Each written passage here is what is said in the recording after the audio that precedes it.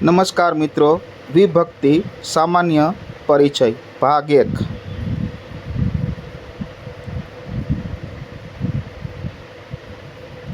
प्रथमा विभक्ति यानी कर्ता।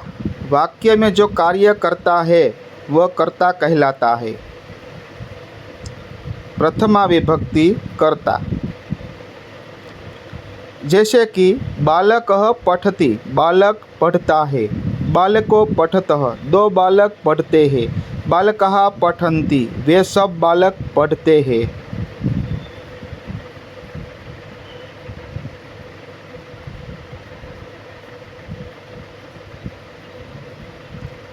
जैसे बालकः पठति, बालक पढ़ता है। इसी प्रकार 3 वाक्य आपके सामने रखे हैं। इसमें बालक, बालको, बालकाः करता है, क्योंकि क्रिया पठती को वह ही कर रहा है। उसके ही वचन के अनुसार क्रिया का वचन बदल रहा है।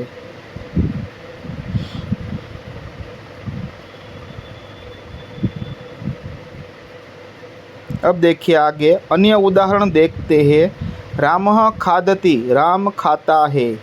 नरः चलति, आदमी चलता है। बाला लिखती, लड़की लिखती है। यहाँ राम, नर, बाला इन शब्दों में प्रथमा विभक्ति का प्रयोग हुआ है।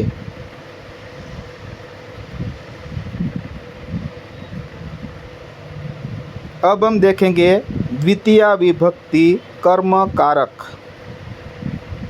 वाक्य में कर्ता के द्वारा जो कार्य किया जाता है, अर्थात जिस पर क्रिया का फल पड़ता है, वह कर्म कहलाता है। कर्म में द्वितीय विभक्ति लगती है।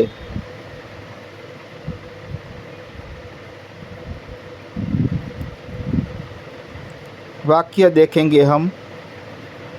जैसे कि बालः भोजनम खादति, बालक भोजन खाता है। इस वाक्य में क्रिया खादति का फल भोजन शब्द पर है। भोजनम कर्म कर्ता बालः द्वारा किया जाता है, अतः इसमें द्वितीय विभक्ति लगी है। अन्य उदाहरण देखते हैं। राकेशः दुग्धम पिबति, राकेश दूध पीता है। छात्रः विद्यालयं गच्छति, छात्रः विद्यालय जाता है। गुरुः छात्रान् पाठयति, गुरु छात्रों को पढ़ाते हैं। यहाँ दुग्धम, विद्यालयम, छात्रान् इन शब्दों में द्वितीय विभक्ति का प्रयोग हुआ है। तृतीय विभक्ति करण कारक। कर्ता क्रिया को जिस साधन के द्वारा करता है, उस साधन को करण कहते हैं। करण में तृतीय विभक्ति होती है।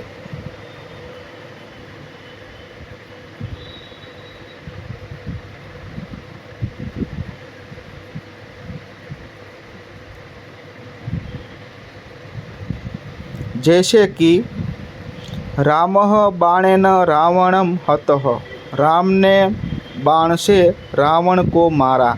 यह हतः मारने की क्रिया बाण द्वारा की गई है, अतः बाण करण कारक हुआ और उसमें तृतीय विभक्ति लगकर बाणेन यह रूप बन जाता है।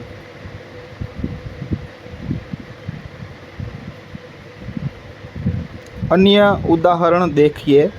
सीता कलमेन लिखती, सीता कलम से लिखती है।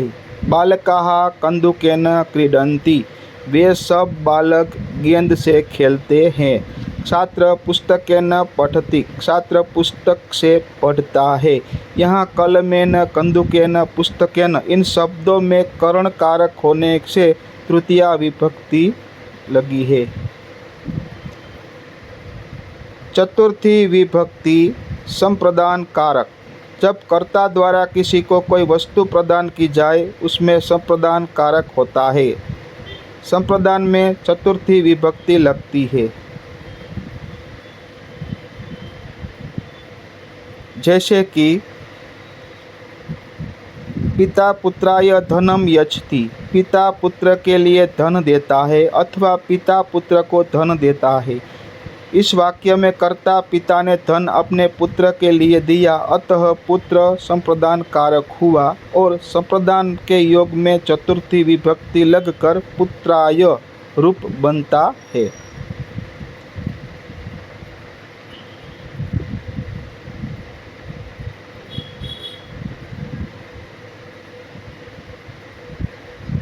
अन्य उदाहरण, सह विप्राय गाम ददाती, वह ब्राह्मण को गाय देता है। शिवाय नमः, शिव जी को नमस्कार है। रामः मोदकाय रोदती, राम लड्डू के लिए रोता है।